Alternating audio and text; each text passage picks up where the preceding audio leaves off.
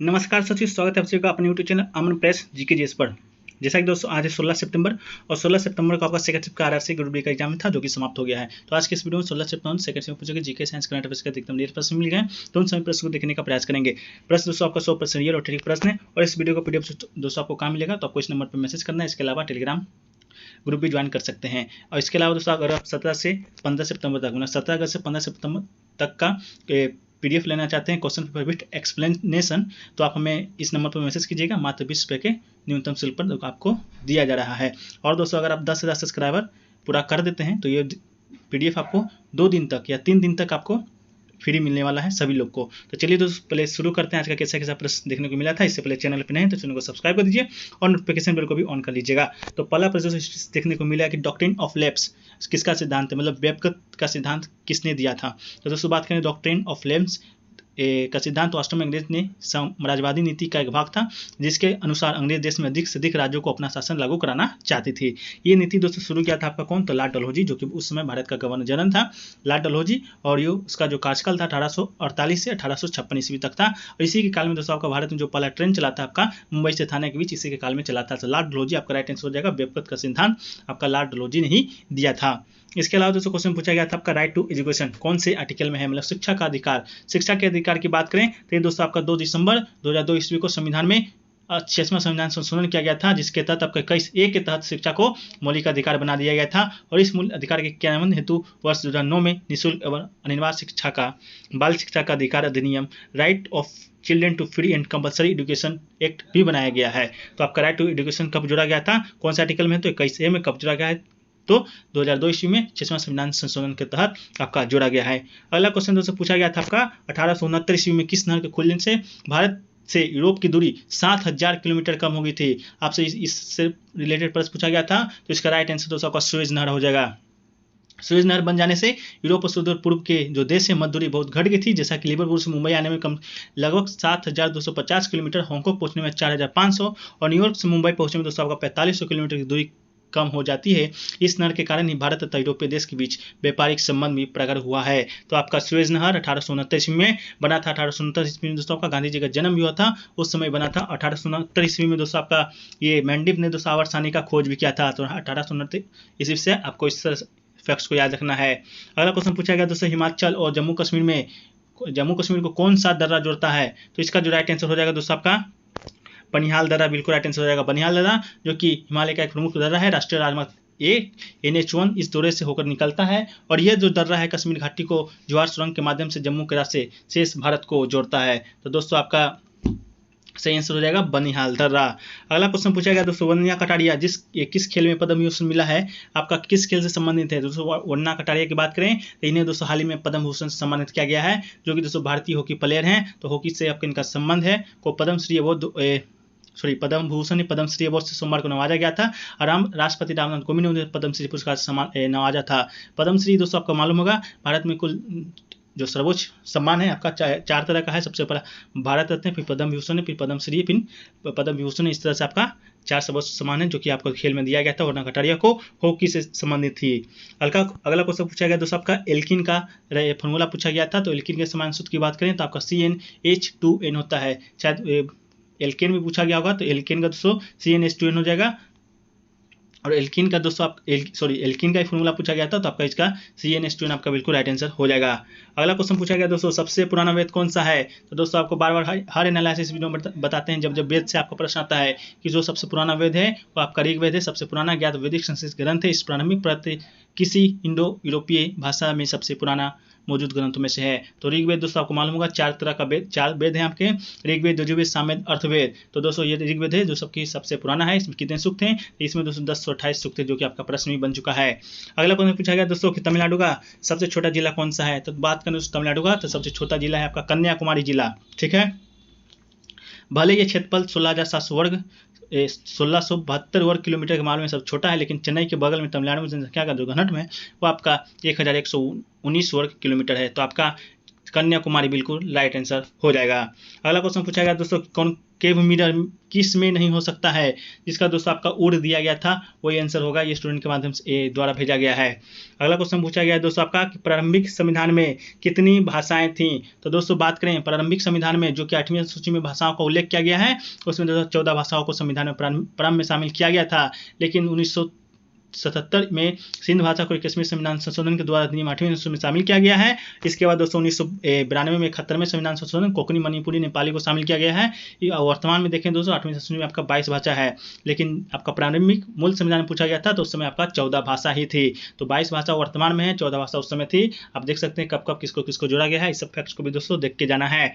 अगला क्वेश्चन पूछा गया दोस्तों समृद्ध का फुल फॉर्म पूछा गया था, ए से MRIDH का। तो ये दोस्तों आपका sustainable access to market and resource for innovative delivery of health care, इसका दोस्तों आपका फुल फॉर्म हो जाता है। तो आपका ये राइट आंसर हो जाएगा। इसके बाद जो पूछा गया था कि आधुनिक जो आवर्त सारणी है उस समूह 11 में दोस्तों कितने तत्व आते हैं। तो दोस्तों बात करें आवर्त सारणी में रासायनिक तत्वों का एक समूह है 11, जिसमें दोस्तों तांबा, चांदी, सोना आपका शामिल है। रो एंड जेनियम, आरजी को भी समूह में आवर्त सारणी में रखा गया है। तो दोस्तों आप देख लीजिएगा, आपका प्रश्न आया था कि इनमें से कौन सा नहीं है, तो अपना मिला लीजिएगा। अगला क्वेश्चन पूछा गया दोस्तों कि ऑक्सीजन लेते समय सबसे पहले वायु कौन सी नली में जाती है, इस तरह का भी प्रश्न पूछा गया था दोस्तों। तो ये आपका आंसर इसका नहीं मालूम है, अगर आपको मालूम है तो कमेंट सेक्शन में बताइएगा। अगला दोस्तों है कि पेड़ जो होता है पत्तियां कौन से कारण से गिर जाती है। तो दोस्तों आपको मालूम होगा पतझड़ के दिन में जो पेड़ हैं पत्तियां आपका गिराना शुरू कर देता है। वो गिराना इसलिए शुरू कर देता है दोस्तों कि जब सर्दियां होती हैं तो जो पेड़ होते हैं, जो पत्तियां होती हैं वो प्रकाश संश्लेषण की क्रिया नहीं कर पाती हैं, इसलिए आपका पत्ती सूख जाती है। इसके बाद पत्तियां पीला होकर आपका गिर जाता है। तो ऑप्शन में आपका क्या था वो आपको बताइएगा। अगला क्वेश्चन पूछा गया दोस्तों गंगा और कृष्णा नदी के बीच कितने राज्य आते हैं। तो दोस्तों इसका जो आंसर है नहीं मिल पाया है, लेकिन दोस्तों बात करें गंगा नदी का, तो दोस्तों आपको मुख्य नदी भागीरथी अर्थात गंगा बांग्लादेश में प्रवेश कर जाती है। हुगली नदी पश्चिम बंगाल में दक्षिण को बहते बंगाल खाड़ी में गिर जाती है गंगा नदी, ठीक है। तो गंगा नदी भारत के 5 राज्यों से होकर दोस्तों आपका गुजरता है। पहला है उत्तराखंड, उत्तर प्रदेश, बिहार, झारखंड और पश्चिम बंगाल। क्वेश्चन आपका क्या पूछा गया तो पता नहीं, शायद गंगा नदी के कितने राज्य आते हैं ये पूछा गया था गंगा और कृष्णा नदी के बीच। ये आपका कंफर्म करके कमेंट सेक्शन में बताइएगा कि त्रिस्तरीय पंचायत राज्य कब लागू किया गया था। तो दोस्तों 1958 में राष्ट्रीय विकास परिषद ने बलवंत राव मेहता की सिफारिश पर 2 अक्टूबर 1959 ईस्वी को राजस्थान के नागौर में जिले में जो तत्कालीन प्रधानमंत्री थे आपके जवाहरलाल नेहरू ने देश की पहली त्रिस्तरीय पंचायत का उद्घाटन किया था। तो आपका 2 अक्टूबर 1959 आपका बिल्कुल राइट आंसर हो जाएगा। 2 अक्टूबर को दोस्तों गांधी जी का जन्म दिवस मनाया जाता है। उन्हीं दिन आपका पंचायती राज लागू किया गया था, क्योंकि गांधी जी का सपना था कि भारत के हर एक गांव में आपका पंचायत हो। अगला दोस्तों ग्लूकोज के टूटने पर कौन सी उपस्थिति का कार्य करता है, इसका राइट आंसर दोस्तों आपका ऑक्सीजन हो जाएगा। अगला जो सिक्किम और चीन के बीच का कौन सा दर्रा पूछा गया था।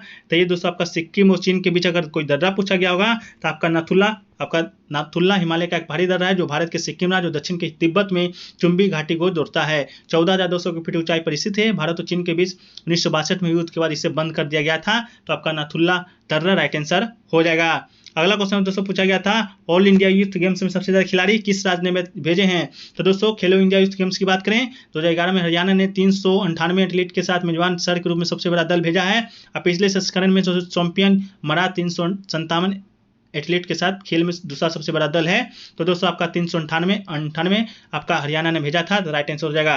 अगला क्वेश्चन दोस्तों पूछा गया था वोकल फॉर लोकल योजना का संबंध किससे है। तो वोकल फॉर लोकल स्थानीय उत्पादों और व्यवसाय को बढ़ावा देने से विदेश के हर कोने में पहुंचाने का एक अभियान है। सबसे पहले इसे भारत में दोस्तों प्रधानमंत्री नरेंद्र मोदी ने कोविड-19 महामारी और वैश्वीकरण में बदलते आत्मनिर्भरता को देखते हुए स्थानीय उत्पाद को बढ़ावा देने के लिए वोकल फॉर लोकल का मंत्र दिया था।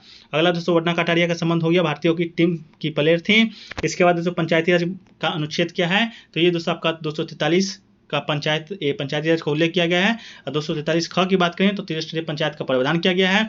प्रत्येक राज्य में दोस्तों ग्राम स्तर, मध्यवर्ती स्तर, जिला स्तर पर पंचायती राज संस्थाओं का गठन किया जाएगा, किंतु उस राज्य में जिसकी संख्या 20 लाख से अधिक नहीं है मध्यवर्ती स्तर पर पंचायत का गठन करना आवश्यक नहीं है। तो आपसे शायद यही पूछा गया था जो त्रिस्तरीय पंचायत उसका उल्लेख किस संशोधन आर्टिकल में है। तो आपको 243 ख हो जाएगा। इसमें ग्राम स्तर पर, मध्यवर्ती स्तर पर, जिला स्तर पर आपका पंचायत लागू है। अगला दोस्तों पूछा गया था 8वीं अनुसूची में कितनी भाषाएं, तो आपको बता दिए हैं। इसके बाद दोस्तों गढ़ और तीस्ता नदी के बीच कितने राज्य आते हैं, इस तरह का कोई प्रश्न पूछा गया तो आप कमेंट सेक्शन में बताइएगा। इसके बाद दोस्तों आपका सबसे पुराना वेद हो गया, हड़प्पा नीति हो गया दोस्तों। आवर्त सारणी के वर्ग 11 के कौन कौन से तत्व आते हैं आपको बता दिए थे। इसके अलावा बात करें दोस्तों तो भारत की 2021 की सबसे अच्छी कंपनी कौन सी है, तो दोस्तों HCL टेक्नोलॉजी मार्केट कैप के मामले में तीसरे सबसे बड़ी कंपनी है। पहले नंबर पर TCS है जिसका मार्केट कैप 9.2 लाख करोड़ है, और दूसरे नंबर पर इन्फोसिस है जिसका मार्केट आपका 4.3 लाख करोड़ है। तो आपका TCS कंपनी आपका भारत पे नंबर 1 है। तो बताइएगा कमेंट सेक्शन में अगर आपको TCS ऑप्शन में होगा तो। अगला क्वेश्चन दोस्तों कि अगर कोई सामान स्टॉक में बेचा जाए तो उसका प्रयास क्या होगा, इस तरह का प्रश्न आया था, लेकिन दोस्तों आपका ऑप्शन नहीं मिल पाया है। लेकिन इसका जो आपका फैक्ट्स है वो आपको इस PDF में शामिल कर दिए हैं। PDF आपको टेलीग्राम चैनल पे दोस्तों मिल जाएगा। अगला क्वेश्चन प्रियंका गोस्वामी का संबंध किस खेल से है, तो ये दोस्तों आपका एथलेटिक्स से इनका संबंध है आपका प्रियंका गोस्वामी का। प्रियंका गोस्वामी आपको भारतीय महिला खिलाड़ी है जिन्होंने कॉमनवेल्थ गेम भारत के लिए एथलेटिक्स गेमों का रेस शॉट का मेडल हासिल किया है। इसके बाद दोस्तों आपका मैथ का क्वेश्चन पूछा गया था कि 12,000 की राशि 7% वार्षिक दर से 5 वर्ष में साधारण ब्याज कितना होगा, तो इसका राइट आंसर दोस्तों आपका 4200 हो जाएगा। अपना निकाल के देख लीजिएगा। इसके अलावा दोस्तों पूछा गया था UPSC IAS में कौन सी पहल योजना स्टार्ट की गई है, तो नई सवेरा नई उम्मीद दोस्तों योजना आपका स्टार्ट किया गया था। इसके अलावा दोस्तों पूछा गया था शायद कि ओजोन परत पतली होने से क्या होता है, इस तरह का प्रश्न आपसे पूछा गया था, तो देख लीजिएगा। इसके अलावा दोस्तों आपका औसत पूछा गया था 14 9 25 49 के बाद आपका कौन सा अंक आएगा, तो दोस्तों आपका 81 आएगा। अपना मिला लीजिएगा। इसके बाद 13 पंचायत किस आर्टिकल में है, तो आपका 243 ख में है, आपको बता दिए हैं। इसके अलावा दोस्तों वीडियो यहीं पर समाप्त करते हैं। इतना ही प्रश्न आज के सेकंड शिफ्ट में पूछे गए थे जिन विद्यार्थियों के माध्यम से प्राप्त हुए हैं। अगर आपको भी कोई प्रश्न मालूम तो कमेंट सेक्शन में बता दीजिएगा, इसको PDF में शामिल कर देंगे। और दोस्तों 17 से 15 अगस्त का PDF खरीदना चाहते हैं तो आप व्हाट्सएप नंबर पर कीजिएगा, मात्र 20 रुपये के व्हाट्सएप शुल्क पे आपको ये दिया जा रहा है। तो दोस्तों वीडियो कैसा लगा कमेंट सेक्शन में बताइएगा। अच्छा लगा वीडियो को लाइक कीजिएगा, दोस्तों में शेयर कीजिएगा, चैनल नए चैनल को सब्सक्राइब कर नोटिफिकेशन बेल को भी ऑन करिएगा। तो मिलते हैं दोस्तों नेक्स्ट वीडियो में, जब तक के लिए जय हिंद जय भारत।